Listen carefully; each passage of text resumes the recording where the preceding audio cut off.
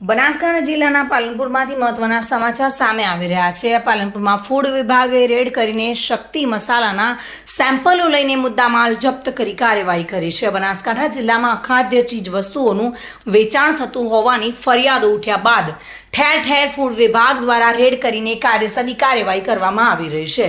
ત્યારે આજે વધુ એક કાર્યવાહી પાલનપુરમાં કરવામાં આવી છે। ફૂડ એન્ડ ડ્રગ્સ વિભાગ દ્વારા પાલનપુરના સુખબાગ રોડ નજીક મામા ગૃહ ઉદ્યોગ ખાતે દરોડો પાડવામાં આવ્યો હતો, જેમાં શક્તિ અરકાનટનો નમૂનો લેવામાં આવ્યા હતા અને શંકાસ્પદ શક્તિ મસાલા જણાતા 11,500 પેકેટમાં 11,50,000નો સ્ટોક જપ્ત કરવામાં આવ્યો છે। ફૂડ વિભાગના સૂત્રોએ જણાવ્યા પ્રમાણે શંકાસ્પદ શક્તિ મસાલા હોવાને કારણે તેના સેમ્પલો લઈ લેબોરેટરીમાં પરીક્ષણ અર્થે મોકલવામાં આવ્યા છે, જે સેમ્પલોના પરિણામ આવ્યા બાદ આગળની કાર્યવાહી હાથ ધરાશે।